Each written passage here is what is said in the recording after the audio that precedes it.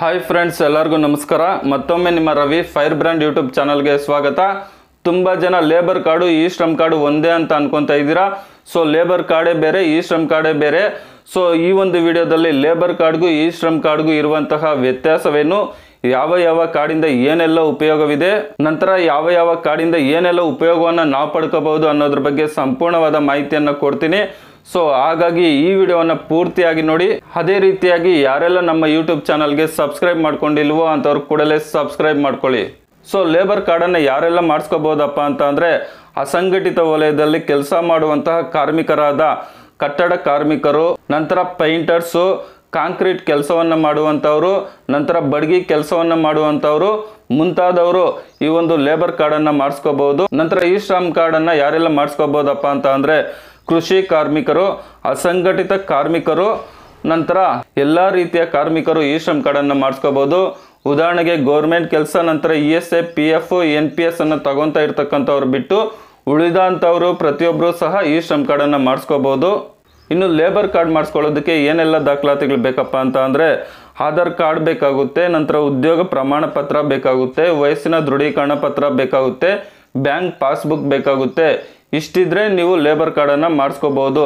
ಅದೇ ರೀತಿಯಾಗಿ ಈ ಶ್ರಮ್ ಕಾರ್ಡ್ ಮಾಡಿಸ್ಕೊಳ್ಳೋದಕ್ಕೆ ಏನೆಲ್ಲ ದಾಖಲಾತಿಗಳು ಬೇಕಪ್ಪ ಅಂತ ಅಂದರೆ, ಆಧಾರ್ ಕಾರ್ಡ್ ಬೇಕಾಗುತ್ತೆ, ನಂತರ ಬ್ಯಾಂಕ್ ಪಾಸ್ಬುಕ್ ಇದ್ರೆ ಸಾಕು ಈ ಶ್ರಮ್ ಕಾರ್ಡನ್ನು ಮಾಡಿಸ್ಕೋಬಹುದು. ಇನ್ನು ಲೇಬರ್ ಕಾರ್ಡ್ ಬಂದ್ಬಿಟ್ಟು 1 ವರ್ಷಕ್ಕೆ ಮಾಡಿಸಿರ್ತಕ್ಕಂಥವ್ರು ಪ್ರತಿ ವರ್ಷ ರಿನ್ಯೂವಲ್ ಮಾಡಿಸ್ಕೋಬೇಕಾಗುತ್ತೆ. ಅದೇ ರೀತಿಯಾಗಿ 3 ವರ್ಷಕ್ಕೆ ಮಾಡಿಸಿರ್ತಕ್ಕಂಥವ್ರು ಪ್ರತಿ 3 ವರ್ಷಕ್ಕೊಮ್ಮೆ ಅದನ್ನು ರಿನ್ಯೂವಲ್ ಮಾಡಿಸ್ಕೋಬೇಕಾಗುತ್ತೆ.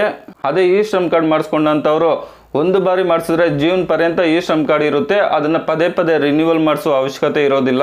ಇನ್ನು ಲೇಬರ್ ಕಾರ್ಡ್ ಮಾಡಿಸೋದಕ್ಕೆ ವಯಸ್ಸಿನ ಮಿತಿ ಎಷ್ಟಪ್ಪ ಅಂತ ಅಂದರೆ, 18ರಿಂದ ಹಿಡಿದು 59 ವರ್ಷ ಒಳಗಡೆ ಇರ್ತಕ್ಕಂಥವ್ರು ಲೇಬರ್ ಕಾರ್ಡನ್ನು ಮಾಡಿಸ್ಕೋಬಹುದು. ಅದೇ ರೀತಿ ಈ ಶ್ರಮ್ ಕಾರ್ಡ್ ಬಂದ್ಬಿಟ್ಟು 16ರಿಂದ 59 ವರ್ಷ ಒಳಗಡೆ ಇರ್ತಕ್ಕಂಥವ್ರು ಈ ಶ್ರಮ್ ಕಾರ್ಡನ್ನು ಮಾಡಿಸ್ಕೋಬಹುದು. ಇನ್ನು ಲೇಬರ್ ಕಾರ್ಡ್ ಮಾಡಿಸೋದ್ರಿಂದ ಏನೆಲ್ಲ ಉಪಯೋಗ ಇದೆಯಪ್ಪ ಅಂತ ಅಂದರೆ, ನಿಮ್ಮ ಒಂದು ಲೇಬರ್ ಕಾರ್ಡ್ 60 ವರ್ಷದ ತನಕ ರಿನ್ಯೂವಲ್ ಮಾಡಿಸ್ತಾ ಬಂದಿರಬೇಕಾಗಿರುತ್ತೆ.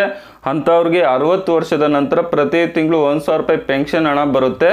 ನಂತರ ಕಾರ್ಮಿಕ ಮಕ್ಕಳಿಗೆ ಶೈಕ್ಷಣಿಕ ಪ್ರೋತ್ಸಾಹ ಧನವನ್ನು ಕೊಡ್ತಾರೆ. ಲೇಬರ್ ಕಾರ್ಡ್ ಹೊಂದಿರತಕ್ಕಂಥ ಪೋಷಕರ ಮಕ್ಕಳು ಓದೋದಕ್ಕೆ ಶೈಕ್ಷಣಿಕ ಪ್ರೋತ್ಸಾಹ ಧನವನ್ನು ಕೊಡ್ತಾರೆ, ಎಜುಕೇಶನಲ್ ಸ್ಕಾಲರ್ಶಿಪ್ ಅನ್ನ ಕೊಡ್ತಾರೆ. ಕಾರ್ಮಿಕರು ನಂತರ ಕಾರ್ಮಿಕ ಮಕ್ಕಳಿಗೆ ವೈದ್ಯಕೀಯ ನೆರವು ಇರುತ್ತೆ. ಕಾರ್ಮಿಕರ 2 ಮಕ್ಕಳ ಮದುವೆಗೆ ತಲಾ 50,000 ರೂಪಾಯಿ ನೀಡಲಾಗುತ್ತದೆ.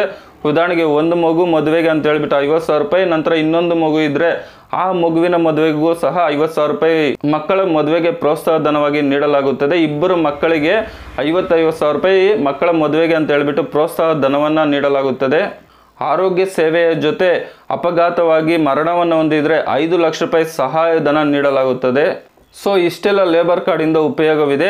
ಇನ್ನು ಈ ಶ್ರಮ್ ಕಾರ್ಡಿಂದ ಏನೆಲ್ಲ ಉಪಯೋಗ ಇದೆಯಪ್ಪ ಅಂತ ಅಂದರೆ, 2 ಲಕ್ಷದವರೆಗೆ ಅಪಘಾತ ವಿಮೆ ಸೌಲಭ್ಯ ಇರುತ್ತೆ. ಅದೇ ರೀತಿಯಾಗಿ ಪ್ರಧಾನ ಮಂತ್ರಿ ಶ್ರಮಯೋಗಿ ಮಾನ್ಧನನ್ನು ನೀವು ಮಾಡಿಸಿದ್ರೆ 60 ವರ್ಷದ ನಂತರ ಪ್ರತಿ ತಿಂಗಳು ನಿಮಗೆ 3,000 ರೂಪಾಯಿ ಬರುತ್ತೆ.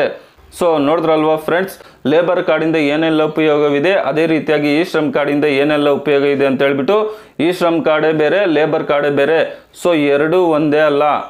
ಆದರೆ ಈ ಶ್ರಮ್ ಕಾರ್ಡ್ ಇದ್ದಂಥವ್ರು ಲೇಬರ್ ಕಾರ್ಡ್ ಮಾಡಿಸ್ಕೋಬಹುದು, ಲೇಬರ್ ಕಾರ್ಡ್ ಇದ್ದಂಥವ್ರು ಈ ಶ್ರಮ್ ಕಾರ್ಡನ್ನು ಮಾಡಿಸ್ಕೋಬಹುದು. ಲೇಬರ್ ಕಾರ್ಡನ್ನು ಮಾಡಿಸಿದಂಥವ್ರು ಈ ಶ್ರಮ್ ಕಾರ್ಡ್ ಮಾಡಿಸೋ ಆಗಿಲ್ಲ ಅಂತೇನಿಲ್ಲ, ಮಾಡಿಸ್ಕೋಬಹುದು. ಅದೇ ರೀತಿಯಾಗಿ ಈ ಶ್ರಮ್ ಕಾರ್ಡ್ ಹೊಂದಿರತಕ್ಕಂಥವ್ರು ಲೇಬರ್ ಕಾರ್ಡನ್ನು ಸಹ ಮಾಡಿಸ್ಕೋಬಹುದು, 2 ಕಾರ್ಡನ್ನು ಸಹ ಮಾಡಿಸ್ಕೋಬಹುದು.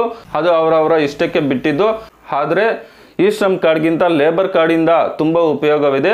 ಸೊ ಲೇಬರ್ ಕಾರ್ಡ್ ಇದ್ದಂಥವ್ರಿಗೆ ತುಂಬ ಸೌಲಭ್ಯಗಳು ಸಿಗುತ್ತೆ. ಮಕ್ಕಳ ಎಜುಕೇಷನ್ಗಾಗಿರ್ಬೋದು, ಮಕ್ಕಳ ಮದುವೆಗಾಗಿರ್ಬೋದು, ನಂತರ 60 ವರ್ಷದ ನಂತರ ಪೆನ್ಷನ್ ಆಗಿರ್ಬೋದು. ಸೊ ಲೇಬರ್ ಕಾರ್ಡಲ್ಲಿ ತುಂಬ ಉಪಯೋಗವಿದೆ ಈ ಶ್ರಮ್ ಕಾರ್ಡ್ಗಿಂತ. ಸೊ ಹಾಗಾಗಿ ಈಗ ಲೇಬರ್ ಕಾರ್ಡ್ ಮಾಡೋದಕ್ಕೆ ಬಿಟ್ಟಿದ್ದಾರೆ. ಯಾರೆಲ್ಲ ಲೇಬರ್ ಕಾರ್ಡ್ ಮಾಡಿಸ್ಕೊಂಡಿಲ್ವೋ ಅಂಥವ್ರು ಕೂಡಲೇ ಲೇಬರ್ ಕಾರ್ಡನ್ನು ಮಾಡಿಸಿ.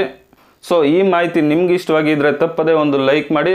ಅದೇ ರೀತಿಯಾಗಿ ಯಾರೆಲ್ಲ ನಮ್ಮ ಯೂಟ್ಯೂಬ್ ಚಾನಲ್ಗೆ ಸಬ್ಸ್ಕ್ರೈಬ್ ಆಗಿಲ್ವೋ ಅಂಥವ್ರು ಕೂಡಲೇ ಸಬ್ಸ್ಕ್ರೈಬ್ ಆಗಿ. ವಿಡಿಯೋ ನೋಡಿದ್ದಕ್ಕಾಗಿ ತುಂಬ ಧನ್ಯವಾದಗಳು. ಬಾಯ್, ಟೇಕ್ ಕೇರ್ ಫ್ರೆಂಡ್ಸ್.